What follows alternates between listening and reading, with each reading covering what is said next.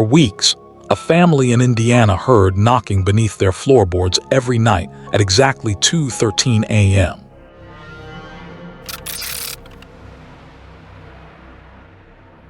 They thought it was pipes or rats until police dug beneath the house and discovered human bones buried in the crawlspace. But the most terrifying part came later, because investigators realized the knocking had continued even after the bodies were removed. Some true crime cases are horrifying because of violence. Others become terrifying because they feel impossible to fully explain. The Fox Hollow Farm murders are both. This is the true story of one of America's most disturbing serial killer investigations. A case involving dozens of missing men, human remains hidden across a rural property, mysterious recordings, unexplained phone calls, and events that investigators themselves refuse to discuss publicly for years. Even today, no one knows the exact number of victims. Some believe it could be over 20. Others think it may be far higher. But what transformed Fox Hollow Farm from a murder investigation into something far darker were the stories that emerged after the excavation began. Stories from police officers, reporters, neighbors, and the family who later moved onto the land. Stories about voices, footsteps, and knocking sounds coming from underground. This is not fiction. This really happened. And before this story ends, you may understand why many investigators still refuse to return to Fox Hollow Farm after dark. In the early 1990s, Fox Hollow Farm appeared peaceful. The property sat just outside Westfield, Indiana. Large fields, quiet woods, a secluded farmhouse hidden behind winding roads. To outsiders, it looked ordinary, almost comforting. The owner of the property was a wealthy businessman named BAUMEISTER. At first glance, Herb appeared successful. He owned a chain of thrift stores. He was married, had children, lived in an expensive home. Neighbors described him as awkward but polite, quiet, socially strange perhaps, but harmless. That illusion would eventually collapse. Because while Herb maintained the image of a suburban family man, men had begun disappearing across Indianapolis. Most of the victims shared similarities. Young men, often connected to the city's LGBTQ nightlife scene. Many vanished after visiting bars. Some were last seen leaving with an older man driving a dark vehicle. Then they were never seen again. At the time, police struggled to connect the disappearances. There were few witnesses, little evidence, and sadly, many missing persons cases involving gay men during that era were not aggressively investigated. That allowed the killer to continue unnoticed for years. By the early 1990s, rumors had begun spreading quietly through Indianapolis nightlife. Men talked about a strange older man frequenting bars late at night. He often appeared nervous, socially awkward, but wealthy. He bought drinks, invited younger men to parties at his home. Some accepted, some never returned. One survivor later described visiting Herb's property and immediately sensing something wrong. The house felt staged, artificial, as if someone were pretending to imitate normal behavior. There were mannequins positioned throughout parts of the home, strange lighting, and according to several accounts, Herb seemed obsessed with controlling conversations about death.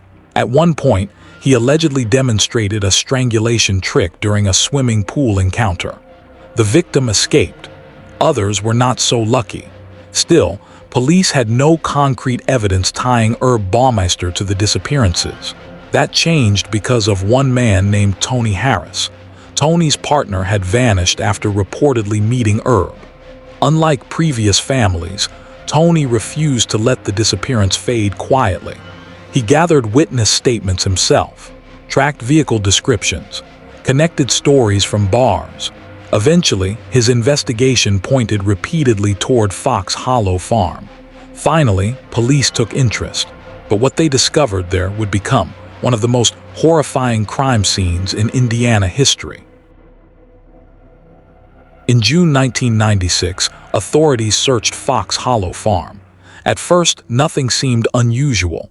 Then investigators entered the wooded area behind the house. Almost immediately, they found human remains, scattered bones, fragments, partial skeletons buried beneath leaves and dirt. As excavation expanded, the scale of the horror became clear. The property was filled with human remains. Thousands of bone fragments were eventually recovered, so many that forensic teams struggled to separate victims accurately. Investigators uncovered jawbones, teeth, fragments of skulls, personal belongings, burned remains.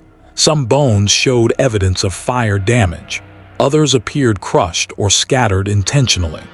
The entire property felt contaminated by death, and according to officers present during the excavation, the atmosphere quickly became deeply unsettling. Several investigators later described experiencing overwhelming dread while working near the woods. One detective claimed the forest became unnaturally silent during recovery operations. No birds, no insects, nothing, only wind, and occasionally, sounds they could not explain. As investigators processed the house, they discovered boxes of videotapes and audio recordings. Most were damaged, some appeared erased, others contained ordinary family footage. But according to reports from individuals involved in evidence review, several tapes contained disturbing audio, heavy breathing, conversations with unidentified men, and sounds investigators believed may have captured assaults. One former technician later claimed there was a recording that deeply disturbed everyone who heard it. The tape allegedly captured a man repeatedly asking, "Why is there knocking under the floor?" Then silence, then a second voice whispering, "Don't answer it." Officially, authorities never confirmed the existence of that tape, but rumors spread among local officers for years. And after the story leaked publicly, the legend of Fox Hollow Farm became something more than true crime. It became horror. Before police could formally arrest him, BAUMEISTER fled. He abandoned the property, left behind vehicles, belongings, evidence, then vanished. For several days, authorities searched desperately. Finally, in July 1996, Herb's body was discovered inside a Canadian park. He had died from a self-inflicted gunshot wound. Near the body was a brief suicide note, but the note did not mention the murders. Not once. Instead, Herb discussed business problems and failing marriage issues. There was no confession, no explanation, no victim count. Nothing that answered the growing nightmare surrounding Fox Hollow Farm. And because Herb died before interrogation, many questions would never be answered, including the biggest question of all: how many people actually died there? Years after the investigation, parts of the property changed ownership. The farmhouse itself remained infamous. Local rumors intensified. Trespassers entered at night searching for evidence or thrills. Many later claimed they experienced terrifying events: flashlights failing, footsteps in empty rooms, voices coming from the woods. Then came the story that transformed Fox Hollow into one of America's most feared, allegedly haunted crime scenes. A family temporarily staying near the property reported hearing knocking sounds beneath the floor every night around 2:13 a.m. At first, they ignored it. The sounds were rhythmic, slow, almost deliberate. Knock, knock, knock. Always from beneath the house, always at nearly the same time. Eventually, they contacted maintenance workers. No pipe issues were found. No animals, no structural explanation. Then one night, according to the family, the knocking changed. Instead of beneath the floor, it moved, across the walls, up the staircase, toward the bedroom hallway. The family left the property shortly afterward, but the stories continued. Several former officers connected to the Fox Hollow case later gave interviews describing the emotional toll of the investigation. Some developed anxiety, sleep disorders, nightmares. One investigator reportedly refused to keep evidence photographs inside his home, after claiming objects moved unexpectedly at night.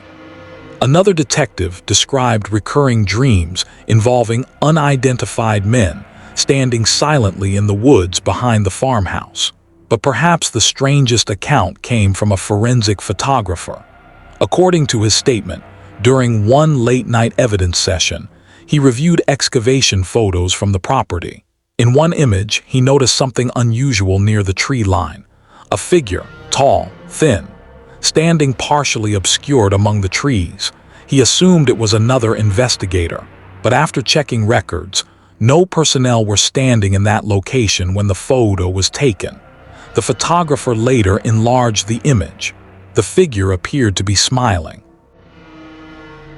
In 1998, a retired officer connected to the case reportedly received several late-night phone calls.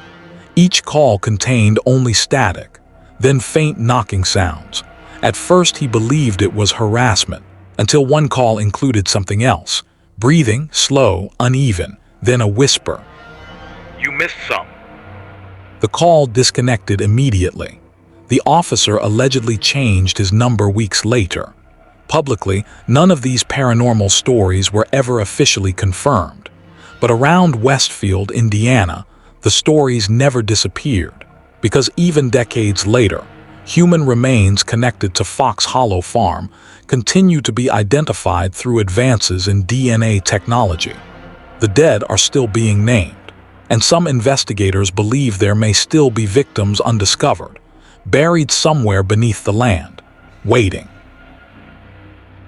Today, Fox Hollow Farm no longer looks like the nightmare crime scene it once was. Grass grows over parts of the excavation sites. Trees sway quietly in the wind. From the road, it almost appears peaceful, but locals still avoid the area after dark. And some visitors claim that on quiet nights, if you stand near the woods long enough, you can hear faint knocking beneath the ground. 3 slow knocks, pause, then 3 more, as though something underneath the earth is still trying to get out. So what do you think still haunts Fox Hollow Farm? Lingering trauma, urban legend, or something far darker tied to the horrors buried there? And if you heard knocking beneath your floor in the middle of the night, would you investigate? Comment your theory below. And if you're ready for more true horror mysteries that blur the line between crime and nightmare, subscribe to the Raven Threads, because every thread leads to mystery.